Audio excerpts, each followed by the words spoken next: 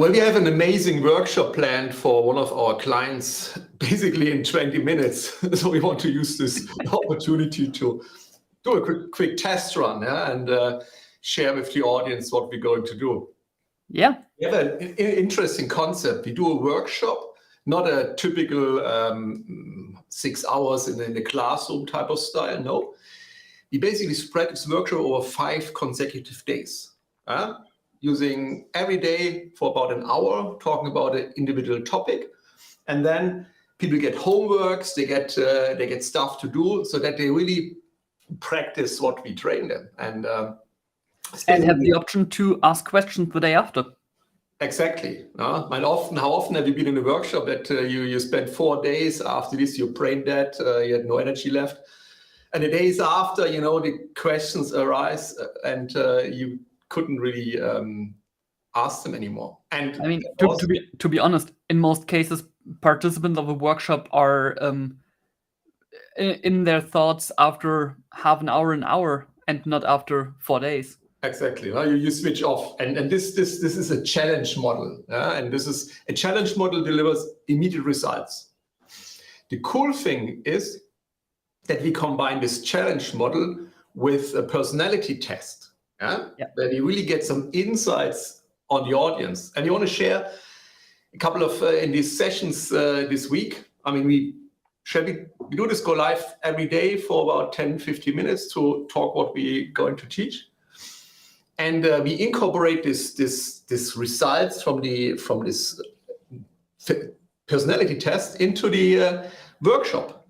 So the workshop is basically pre-made for the audience, which is awesome. Yep. And today we want to talk a little bit about the golden rule of communication.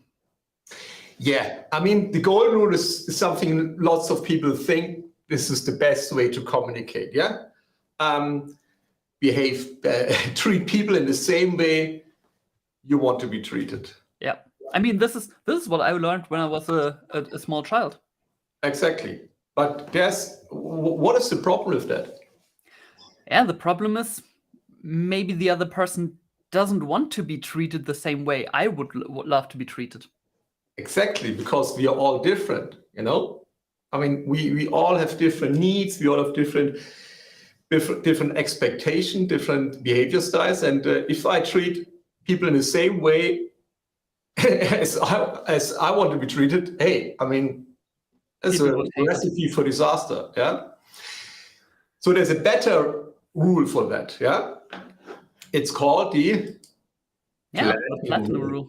Exactly. Treat others in the way they want to be treated.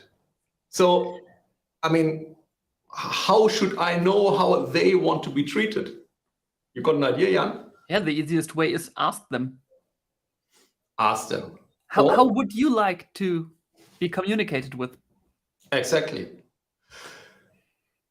If you don't have the opportunity to ask them, you can observe them. You can see how they behave. I mean, they give you some hints. Every person has a certain style of how they communicate, how they show up, how they behave, and in the end, you can categorize them in 4 different styles. And if you learn a lot of subtypes. A lot of subtypes, yeah. But there's a general direction, And when you look at these, I have these slides here. There are these four primary styles, And people with there's this dominance, influence, steadiness, and consciousness. And people, I mean, if you take, for example, a CEO, a real leader of an organization, a guy who's in charge, a guy who's really has to deal with lots of challenges and problems. And I already gave you a hint, Jan. Which primary style would this person have? Yeah, probably red. He's a dominance person. He's the one in charge. Exactly.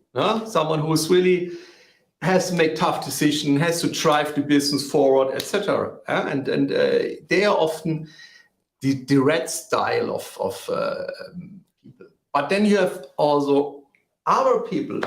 Look at, for example, people who are in sales, you know, who need to build a lot of rapport to other people. Or people who love co-working and collaboration and sitting together in meetings all day. Yeah. So they might have a higher I style. Yeah. The influence. As a salesperson, it really helps when you have dominance and influence together, because then you are driven. Yeah. Because you need to deal with all these setbacks you most likely experience in your day-to-day work. But you need to also be able to build rapport with the people. So you need a high I. On the other hand, take an accountant or someone in a tax department. Yeah, they follow lots of procedures. They talk about lots of data and numbers. They have to be very precise in what they do. Yeah. So those are people who need a high C. I mean, this is a very fascinating topic, and we can talk about this for hours. And understanding behavioral types of personalities.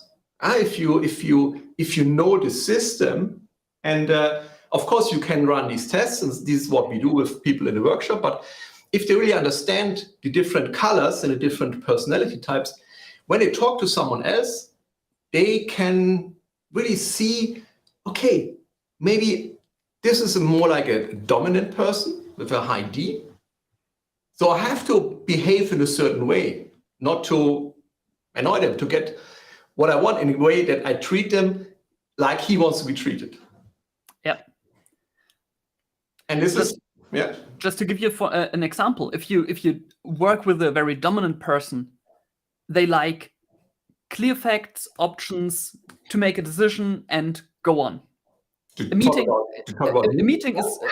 Huh? You talk about me? Yes, I do. A 5-minute meeting is more than enough to just go through what is necessary and then move on. Exactly. On the other hand, the options, boom. On the other hand, if you work with a person with a high C, better have the data prepared. Yeah. Because emotions are flat out wrong there. They need statistics, they need data, they need to know what's going on. Yeah. Evidence. They need evidence to make decisions and to as they say, to move on, you know? Yeah.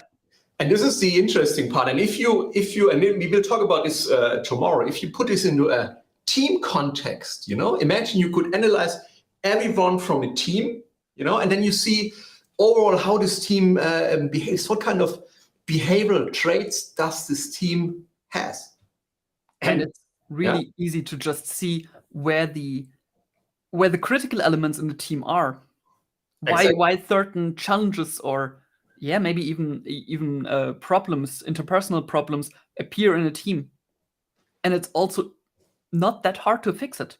No, everyone is talking about, oh, we don't find the people for our teams, we don't find employees, they're leaving us. Why do they leave? Because they're not treated in the way they want to be treated. Yeah, 90%. Lots of conflicts in an organization. 90% of people don't leave their job; they leave their manager.